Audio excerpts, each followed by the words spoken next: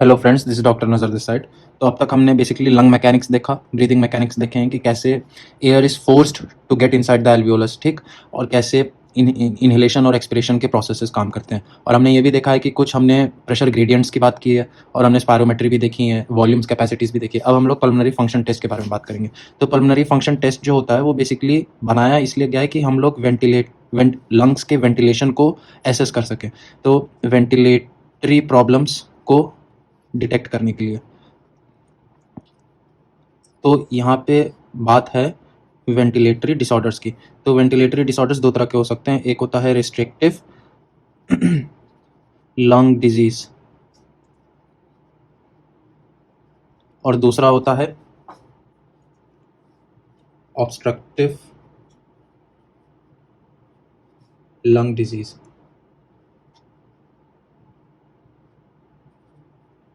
ठीक, इसी को हम लोग OLD लिखते हैं और इसको हम लोग RLD लिखते हैं। ठीक, तो उससे पहले हम लोग एक नॉर्मल फिगर देख लेते हैं। अब मान लो ये हमारा लंग है, ठीक, और इस लंग्स के पास मैं ये रेड कलर में आपको एयरवेज दिखा रहा हूँ। ठीक, ये एयरवेज है लंग्स के, और ब्लू कलर में जो मैं बनाऊंगा वो लंग्स का पैरेनकाइमा होगा, लंग्स का टिश्यू होगा।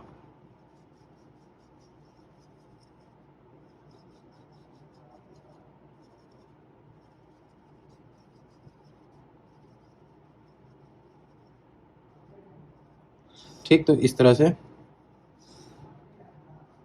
ये लंग्स का टिश्यू हो गया। ठीक, तो बेसिकली ये हमारा नॉर्मल लंग है। ठीक, अगर कोई भी पैथोलॉजी की वजह से ये लंग्स फाइब्रोटिक हो जाए, फाइब्रोटिक का मतलब हो गया कि अगर मैं आपको सिंपल डेफिनेशन में बताऊं तो स्कारिंग ऑफ लंग टिश्यू। ठीक, स्कारिंग वो होता है जैसे वुंड, हमारा जब भी वुंड बनता है तो एक स्कार फॉर्मेशन भी होता है जब हीलिंग प्रोसेस होता है। तो उसी तरह से लंग्स के टिश्यू में जब इन्फेक्शन होता है, एब्सेस होता है, या कोई किसी भी पैथोलॉजिकल प्रोसेस की वजह से लंग्स का टिश्यू डैमेज हो जाता है, तो हीलिंग के प्रोसेस के थ्रू वो स्कारिंग फॉर्मेशन करता है। स्कारिंग फॉर्मेशन की वजह से कभी कभी रिपीटेड स्कारिंग की वजह से फाइब्रोसिस भी हो सकता है। ठीक, तो all this condition leads to fibrotic lung. तो ये रहा आपका फाइब्रोटिक लंग। ठीक, अभी मैं कुछ देर में आपको बताऊंगा कि मैंने ये ऐसा क्यों बनाया है।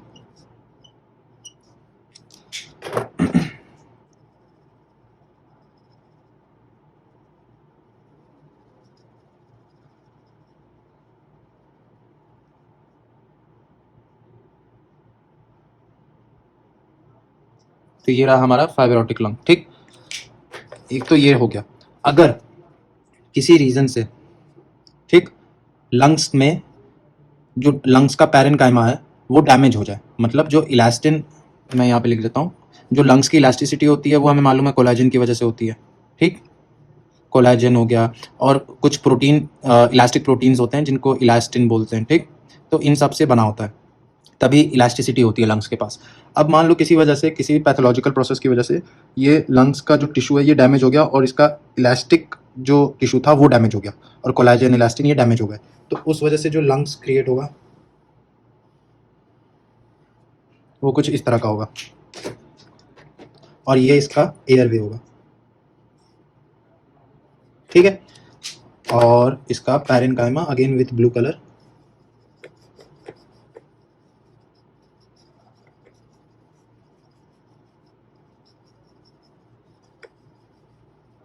ठीक है, तो कुछ इस तरह से ये प्रेजेंट होगा। अब मान लो, अब मैं इनके बारे में थोड़ा सा आपको समझाता हूँ कि मान लो ये नॉर्मल लंग है। ठीक, तो अगर मैंने बताया अगर ये लंग्स फाइब्रोटिक हो जाता है, स्कारिंग, रिपीटेड स्कारिंग होती है, फाइब्रोसिस हो जाता है, तो इसका जो टिश्यू है वो डेंस हो जाएगा। ठीक है, तो बहुत ज़्यादा डेंस होने की वजह से ये लंग्स का इलास्टिसिटी इंक्रीज हो जाएगा। ठीक है, इस लंग्स के पास इलास्टिसिटी या इलास्टेंस की अगर मैं बात करूं वो इंक्रीज हो गई है और कंप्लायंस हमें मालूम है इसके इन्वर्सली प्रोपोर्शनल होती है, तो कंप्लायंस कम हो गई है। ठीक, इस लंग के पास, रिस्ट्रिक्टिव लंग डिजीज वाले लंग के पास इलास्टेंस इंक्रीज हो गई है, इस वजह से ये जो लंग का साइज होगा, ये लंग का साइज जो है as compare to normal lung, ये श्रिंक हो जाएगा, छोटा हो जाएगा। ठीक है, पहली चीज। अब मैं अगर ये नॉर्मल लंग की बात करूं, हमें ये मालूम है नॉर्मल लंग जब आप इंस्पायर और एक्सपायर करते हो तो आप बस टाइडल वॉल्यूम को ऐड और सब्ट्रैक्ट कर रहे होते हो। ठीक है, लेकिन अगर मैं ये बोलूं कि आप टाइडल वॉल्यूम हटा दो, उसके बाद जो एयर बची हुई है लंग्स के अंदर उस एयर वॉल्यूम को हम लोग बोलते हैं फंक्शनल रेजिडुअल कैपेसिटी। तो नॉर्मल लंग का जो बॉडी में हमारे चेस्ट वॉल है और लंग्स अंदर है, तो नॉर्मल जिस रेस्टिंग वॉल्यूम पे लंग्स सिचुएटेड है उसको फंक्शनल रेजिडुअल कैपेसिटी बोलते हैं। इसका मतलब उसके अंदर क्या क्या है, रेजिडुअल वॉल्यूम और एक्सपिरेटरी रिजर्व वॉल्यूम। ठीक, अब मैं ये कह रहा हूँ कि ये लंग्स छोटा हो गया है, ठीक, तो जाहिर बात है इस लंग्स के अंदर जो फंक्शनल रेजिडुअल कैपेसिटी होगी वो कम हो जाएगी, पहली चीज। ठीक, अब इस तरह से हम लोग ऑब्स्ट्रक्टिव लंग डिजीज के बारे में थोड़ा सा देख लेते हैं। ऑब्स्ट्रक्टिव लंग डिजीज में मैंने बताया कि ये जो कोलेजन और इलास्टिन जो इलास्टिसिटी प्रोड्यूस कर रहे हैं, ये फाइबर्स डैमेज है, वो इस वजह से होता है। पहले तो हम ये देख लेते हैं कि ऑब्स्ट्रक्टिव लंग डिजीज में कौन कौन से डिसऑर्डर्स आते हैं और उनकी अलग अलग पैथोफिजियोलॉजी क्या होती है। मान लो कि अगर जैसे हमारे पास कुछ ऑब्स्ट्रक्टिव लंग डिजीज होते हैं, जैसे क्रॉनिक ब्रोंकाइटिस हो गया, ठीक, एम्फाइसीमा हो गया और एस्थमा हो गया, ठीक है। तो बेसिकली इन तीनों को ऑब्स्ट्रक्टिव लंग डिजीज में गिना जाता है, लेकिन इन तीनों की पैथोफिजियोलॉजी कम है, अलग अलग है। अब मैं ये बताता हूँ, ऑब्स्ट्रक्टिव लंग डिजीज में मैंने ये बताया कि इलास्टिसिटी कम हो गई है, ठीक, इलास्टिसिटी कम हो गई है, इसका मतलब ये लंग का रिकॉइलिंग पावर कम है, ये लंग्स रिकॉइल नहीं कर सकते, पहली चीज। और अगर मैं एक एयरवे की बात करूं, तो ये जो नॉर्मल एयरवे है, अगर मैं इसको यहाँ पे बनाऊं, तो ये एयरवे ओपन क्यों है? ये एयरवे ओपन इसलिए है क्योंकि इस पे रेडियल फोर्स लग रहा है जो इस एयरवे को खोल के रखता है। और ये रेडियल फोर्स कौन क्रिएट कर रहा है? लंग का पैरेन्काइमा। अब मैं अगर पैरेन्काइमा ही डिस्ट्रॉय कर दूं, तो ये जो इसका एयरवे होगा, इसके ऊपर कोई फोर्स नहीं लगेगा, ठीक है। तो वो फोर्स नहीं लगेगा, तो इसका मतलब ये कोलैप्स करने की टेंडेंसी रखेगा,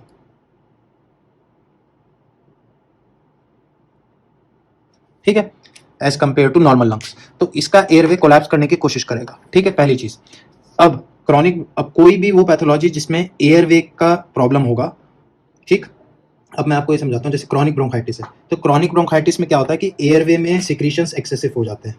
ये आपका एयरवे है, ठीक, और एयरवे के अंदर सिक्रीशंस ज़्यादा है, तो ल्यूमन छोटा हो गया, पहली चीज़, ठीक है। एम्फाइसीमा की बात करो, तो एम्फाइसीमा में क्या होता है कि बहुत सारे एम्फाइसीमा में बेसिकली आपका प्रॉब्लम ये रहता है कि जो आपका एल्वियोलस होता है ना, तो एल्वियोलर सेप्टम डिस्ट्रॉय हो जाता है। वो इस वजह से होता है क्योंकि जो मैक्रोफेज और न्यूट्रोफिल्स जो होते हैं, वो बेसिकली कार्बन पार्टिकल्स या जो भी टॉक्सिन प्रेजेंट है, जैसे स्मोकिंग की वजह से आपका कार्बन सूट हो गया, कार्बन पार्टिकल्स हो गए, वो जो डिपॉजिटेड हैं उनको इनगल्फ कर फेगोसाइटोस करते हैं मैक्रोफेजेस और न्यूट्रोफिल्स। तो कभी कभी क्या होता है, मैक्रोफेज रिगर्जिटेट कर लेता है। क्या रिगर्जिटेट करता है? प्रोटीनियेजेस या हाइड्रोलिटिक एंजाइम्स। तो वो जब लीक आउट हो जाते हैं मैक्रोफेज से, तो जो एल्वियोलर सेप्टा होता है, ये आपका एल्वियोलर सेप्टा यहाँ पे है मान लो, ठीक, तो ये यहाँ से ये डिस्ट्रॉय हो जाता है। तो जब ये डिस्ट्रॉय हो जाएगा तो आपको क्या मिलेगा? एक बैग दिखेगा बस, ठीक है। तो उस वजह से एम्फाइसीमा का भी ऐसा ही पैथोफिजियोलॉजी है कि जो सेप्टा है वो डिस्ट्रॉय हो गया बेसिकली, ठीक है।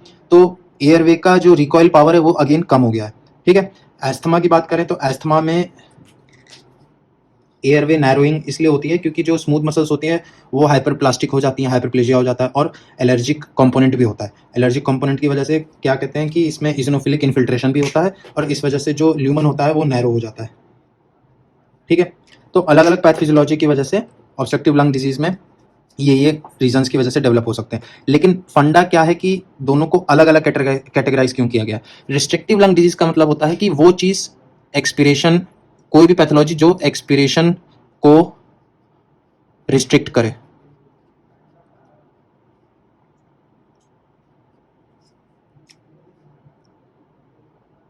एक सेकेंड।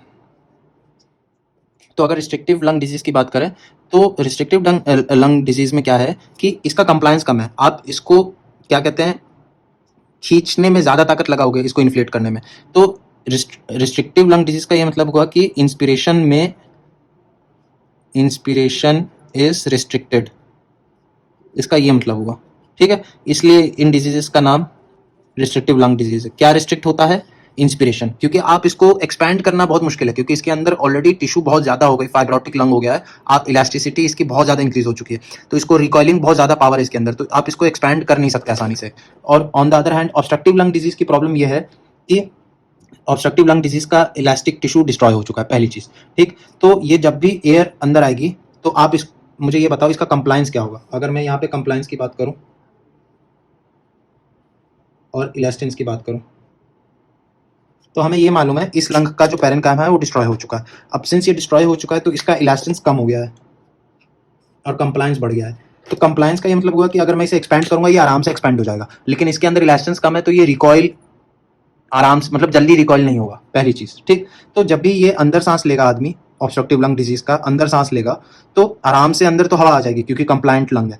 लेकिन दिक्कत ये है कि जब ये इलास्टेंस कम है, अब जब, और ये जो एयरवेज हैं इनका जो पेटेंट क्या कहते हैं, रेडियल फोर्सेस जिस वजह से ये एयरवे ओपन था ये तो कम हो गया है, क्योंकि इसके चारों तरफ जो इस एयरवे को ओपन रख रहा था, इसका चारों तरफ जो टिश्यू था वो डिस्ट्रॉय हो चुका है। तो जब ये अब इंस्पायर तो कर लिया इस आदमी ने, लेकिन जब ये एक्सपायर करेगा, हवा बाहर निकालेगा लंग्स के, तो जब रिकॉइल धीरे धीरे हो रहा होगा तो ये कुछ कुछ एयरवेज कोलैप्स कर जाएंगी, बंद हो जाएंगी, क्योंकि ऑलरेडी एयरवेज को पेटेंट रखना मुश्किल था, और ऊपर से आप इसको जब ये रिकॉइल करेगा, नॉर्मल पोजीशन में आएगा, तो ये एयरवेज कोलैप्स कर जाएंगे। एक ऐसे समझो कि इसको ओपन रखने के लिए इसके चारों तरफ से इसको खींच रहा है टिश्यू। अब ये टिश्यू डिस्ट्रॉय हो गया तो ये छोटा हो जाएगा। अब मान लो हवा अंदर आ गई, हवा तो अंदर आ गई, ठीक, लेकिन अब अगर ये एक्सपायर जब करेगा, हवा बाहर आने की बारी आएगी, तो जब ये लंग छोटा होगा तो ये, और नॉर्मल पोजीशन ये थी, अब ये लंग्स और छोटा होगा, जब एक्सपिरेशन होगा तो ये बंद हो जाएगा, कुछ कुछ एयरवेज शट डाउन हो जाएंगी, तो हवा बाहर नहीं आ पाएगी आसानी से। तो ये एक्सपिरेटरी प्रॉब्लम है। बेसिक फंडा ये है कि ऑब्स्ट्रक्टिव लंग डिजीज में पेशेंट हवा अंदर आसानी से ले लेता है लेकिन हवा बाहर नहीं फेंक पाता है, वो इस वजह से। तो यहाँ पे मैं अगर लिख दूं तो ऑब्स्ट्रक्टिव लंग डिजीज में एक्सपिरेशन प्रॉब्लम होता है, एक्सपिरेशन इज ऑब्स्ट्रक्टेड। ठीक है, तो हमें दो फंडे समझ में आ गए। Inspiration is restricted, restrictive lung disease का है, और एक्सपिरेशन इज ऑब्स्ट्रक्टेड का मतलब ये हुआ कि ऑब्स्ट्रक्टिव लंग डिजीज है। ठीक, तो एक तरह से ऐसे समझो कि दोनों पेशेंट्स को एक बार कंपेयर कर लो। ऑब्स्ट्रक्टिव लंग डिजीज का पेशेंट है, ठीक, मैं आपको यहाँ पे समझाता हूँ। पहले हम लोग ऑब्स्ट्रक्टिव लंग डिजीज की बात करते हैं। तो ये पेशेंट को अगर मैंने बोला कि पहले इंस्पायर करो, तो उसने इंस्पिरेशन किया आराम से। इंस्पिरेशन से मैंने उसे बोला कि एक्सपायर करो, तो हवा बाहर निकालने में उसकी जान निकल जाएगी और सारी वो हवा बाहर भी नहीं निकाल पाएगा। ठीक है, तो उसके बाद मैं बोलूंगा फिर से इंस्पिरेशन करो, फिर से वो हवा आराम से अंदर ले लेगा, क्योंकि ये कंप्लाइंट लंग है, ये फैल आराम से सकता है लंग। इसके अंदर इलास्टेंस कम हो गई है, रिकॉइलिंग पावर इसकी कम हो गई है, पहली चीज। ठीक है, तो इस वजह से क्या होगा कि हमेशा कुछ हवा लंग्स में ही रह जाएगी। तो इसलिए ऑब्स्ट्रक्टिव लंग डिजीज वाले लंग्स को हम लोग कभी कभी एयर ट्रैपिंग लंग्स भी बोलते हैं। ठीक है, एयर ट्रैपिंग लंग्स, कुछ हवा हमेशा रह जाती है, एक्सपायर करने के वक्त ये हमेशा सारी हवा बाहर नहीं निकाल सकता। ठीक है, तो इस वजह से ऑब्स्ट्रक्टिव लंग डिजीज में एक्सपिरेशन में प्रॉब्लम है। अगर मैं रिस्ट्रिक्टिव लंग डिजीज की बात करूं तो इस पेशेंट को मैं बोलूंगा भैया ऐसा है, इंस्पायर करो। ये इंस्पिरेशन करने में ही इसकी हालत खराब हो जाएगी, क्योंकि इसका लंग्स का इलास्टेंस इतना ज्यादा है कि कंप्लायंस बहुत कम हो गई है, फैल नहीं सकता इसका लंग्स, इतना फाइब्रोटिक लंग है, तो ये बहुत मुश्किल से जाके इंस्पायर कर पाएगा। लेकिन एक्सपिरेशन बोलूंगा तो जल्दी से एक्सपायर कर लेगा, क्योंकि इलास्टेंस ज्यादा है तो रिकॉइल ज्यादा है, सारी हवा बाहर निकल जाएगी। ठीक है, तो इसमें इंस्पिरेशन की प्रॉब्लम है, पहली चीज।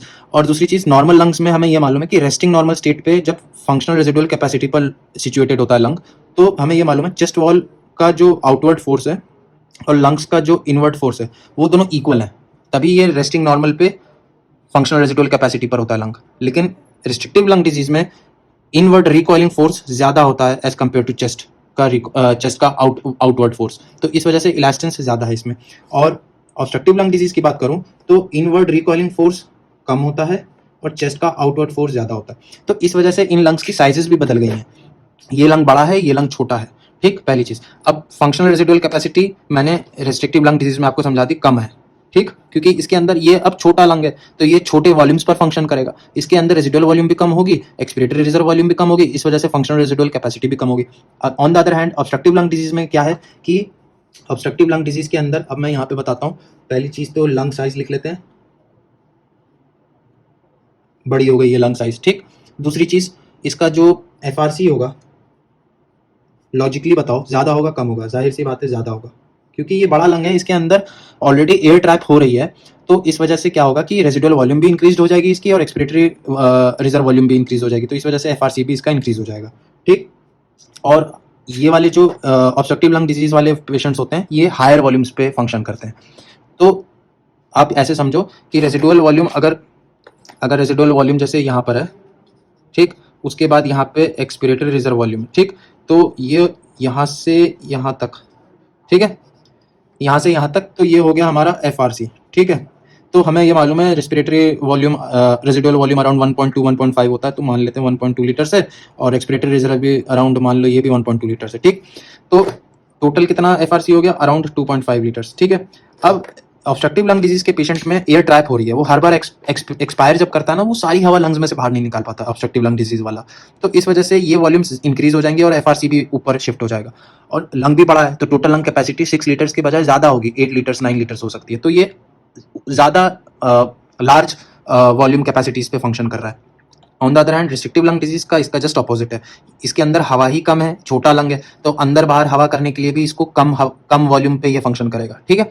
तो इस वजह से रेजिडुअल वॉल्यूम भी इस लंग का कम होगा, एक्सपिरेटरी रिजर्व वॉल्यूम भी कम होगा, एफआरसी भी कम होगा, ठीक है। तो ये लोअर वॉल्यूम्स पे फंक्शन कर रहा है। तो अभी के लिए हमने ऑब्स्ट्रक्टिव लंग डिजीज देख लिया, रिस्ट्रिक्टिव लंग डिजीज देख लिया, और ऑब्स्ट्रक्टिव लंग डिजीज के अंदर हमने 3 डिस्कस किया, chronic bronchitis, emphysema, asthma. Chronic bronchitis chronic smokers में होता है बेसिकली, ठीक। क्रॉनिक स्मोकर्स जो बार बार स्मोक करते हैं, उनमें जो एक्सेसिव सिक्रीशन होते हैं, वो एक्सेसिव सिक्रीशन ल्यूमन को छोटा कर देते हैं, ठीक। तो ये हो गया क्रॉनिक ब्रोंकाइटिस। एम्फाइसीमा में क्या होता है कि जो प्रोटीनिएजेस होते हैं, जो मैक्रोफेजेस के अंदर होते हैं, वो लीक आउट हो जाते हैं और एल्वियोलर सेप्टा को डिस्ट्रॉय करते हैं, और इसके आजू बाजू जो पैरेनकाइमा है, जो इस एल्वियोलस को ओपन करके रख रहा है, जिसको मैंने रेडियल टेंशन बोला था, वो टिश्यू को डिस्ट्रॉय कर देता है, सेप्टल वॉल भी डिस्ट्रॉय हो जाती है। तो इस वजह से क्या होता है कि एल्वियोलस को खोल के रखना मुश्किल हो जाता है, तो नैरो हो जाता है एल्वियोलस और एयरवे ट्रैक्ट। तो एम्फाइसीमा में भी नैरोइंग ऑफ ल्यूमेन है, एस्थमा में एलर्जी की वजह से, हाइपर सेंसिटिविटी की वजह से, और जो स्मूथ मसल्स एयरवेज की हैं वो हाइपर प्लास्टिक हो जाती हैं, उस वजह से क्या होता है कि इजोनोफिलिक इन्फिल्ट्रेशन भी होता है और नैरोइंग ऑफ ल्यूमेन भी हो जाता है, ठीक। अब इन दोनों को, एम्फाइसीमा और क्रॉनिक ब्रोंकाइटिस को basically chronic obstructive pulmonary disease बोला गया, सीओपीडी। और एस्थमा को सीओपीडी भी माना जाता है, लेकिन एस्थमा के अंदर कभी कभी अक्यूट फेजेस भी होते हैं, एपिसोडिक फेजेस भी होते हैं, तो इसलिए इसको क्रॉनिक ऑब्स्ट्रक्टिव एयरवे डिजीज बोला गया है, ठीक है। तो इसको कभी कभी क्रॉनिक में लेते हैं, कभी कभी क्रॉनिक में नहीं ले सकते, ठीक। लेकिन ओवरऑल तीनों ऑब्स्ट्रक्टिव लंग डिजीज के डिसऑर्डर्स हैं, ठीक है। क्रॉनिक ब्रोंकाइटिस, एम्फाइसीमा और एस्थमा, ये ऑब्स्ट्रक्टिव लंग डिजीज हो गए। रिस्ट्रिक्टिव लंग डिजीज वो सारे डिसऑर्डर्स जिसमें स्कारिंग होगी, फाइब्रोसिस होगा, तो वो उसके अंदर आएंगे। अब हम लोग क्या करेंगे कि इन दोनों डिसऑर्डर्स को बेसिकली नॉर्मल लंग और इन दोनों डिसऑर्डर्स के स्पायरोमेट्री के ग्राफ्स देखेंगे, कैसे फर्क आता है, और कुछ क्या कहते हैं outflow expiratory force expiratory volumes देखेंगे, उनके ग्राफ्स देखेंगे, ठीक। आई होप आप लोग को इतना समझ में आ गया है। तो ये एक बेसिक ओवरव्यू था कि लंग्स में फिजियोलॉजी से हटने पर पल्मोनरी जो ग्राफ्स होते हैं, फंक्शंस होते हैं, वो कैसे अल्टर हो रहे हैं, उनको हम लोग नॉर्मल ग्राफ्स पे देखेंगे, क्योंकि दोनों पैथोलॉजीज में ग्राफ्स सेम ही पैटर्न फॉलो करते हैं, लेकिन उनके कुछ स्पेसिफिक चीज़ें होती हैं जो डिफर करती हैं नॉर्मल लंग के फंक्शन से, वो हम लोग अब ग्राफ्स में देखेंगे। Thanks for watching and stay tuned.